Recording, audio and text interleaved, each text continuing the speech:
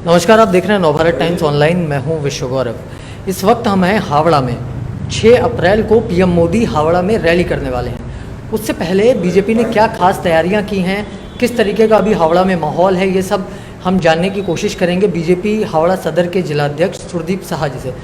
सुरदीप जी, बहुत बहुत स्वागत है आपका एनबीटी ऑनलाइन पे। सुरदीप जी, सबसे पहले तो ये बताइए कि आपका हावड़ा सदर एक ऐसा क्षेत्र है जहाँ पर सारी की सारी सीटों पर अभी तक टीएमसी का कब्जा था। अभी क्या स्थिति है, क्या तैयारी है आपको क्या लगता है, क्या माहौल होने वाला है?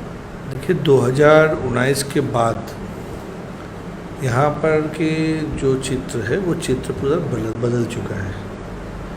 भाजपा के कार्यकर्ता ने यहाँ पर बिना एमपी के, बिना मंत्री के, बिना विधायकों के, बिना काउंसिलर के इतना परिसेवा दिए है कोरोना का समय में कि यहाँ के जो नागरिक है उन्होंने देखे हैं कि यहाँ पर जिसका सरकार है उसका सरकार रहते हुए भी भाजपा की तरफ से इतना अच्छा परिसेवा मिला है। उस हिसाब से भाजपा की तरफ यहाँ के नागरिक ने इस बार अपना मन ही बना लिया है कि इस बार वोट भाजपा को देंगे और इस बार 8 के 8 सीट हावड़ा सदर के भाजपा के पक्ष में जाएंगे।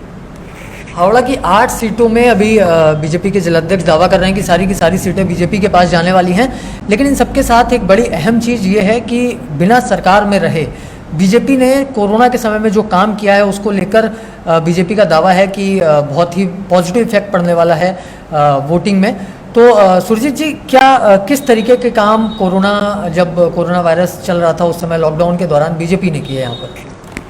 कि हमारे कार्यकर्ता ने अपने जितने क्षमता था उस क्षमता के हिसाब से उन्होंने यहाँ के जिसके आर्थिक अवस्था ख़राब थे उनके पास खाना पहुँचाने का काम किया है। कम्युनिटी किचन के माध्यम से खाना खिलाया है। और सबसे बड़ा बात है, भाजपा के कार्यकर्ता ने बहुत ऐसा है जिन्होंने राशन उठाया और राशन उठाने के बाद वो राशन 5 आदमी में 4 आदमी में बांट दिया। जो अपना राशन उठाया उसको भी आ रहा है, सुना जा रहा है कि क्या पीके का नाम, ये प्रशांत किशोर कहाँ से आया है।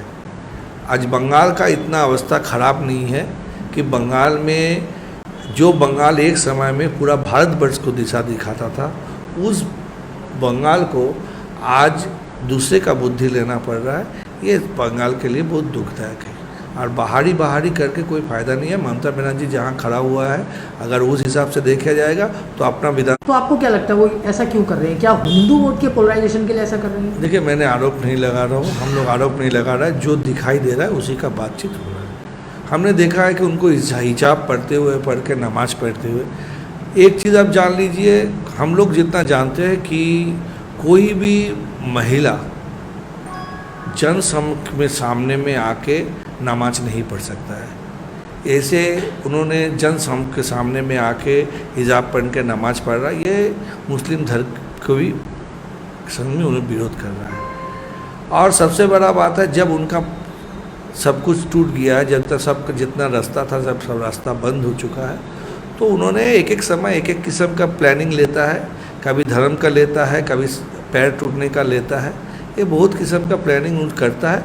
लेकिन इस बार यहाँ के नागरिकों ने ध्यान कर लिया है और तैयार कर लिया है कि वो लोग भाजपा को जिताएंगे और यहाँ 200 के अधिक सीट से भाजपा जीतेंगे और यहाँ पर सरकार बनाएंगे।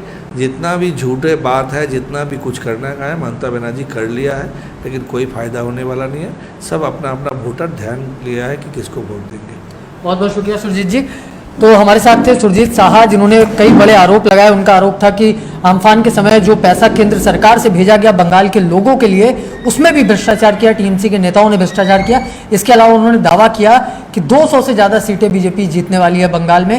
हालांकि क्या होने वाला है बंगाल में तो 2 मई को पता लगेगा। आप जुड़े रहिए नवभारत टाइम्स ऑनलाइन के साथ और जानते रहिए बंगाल का हर एक अपडेट।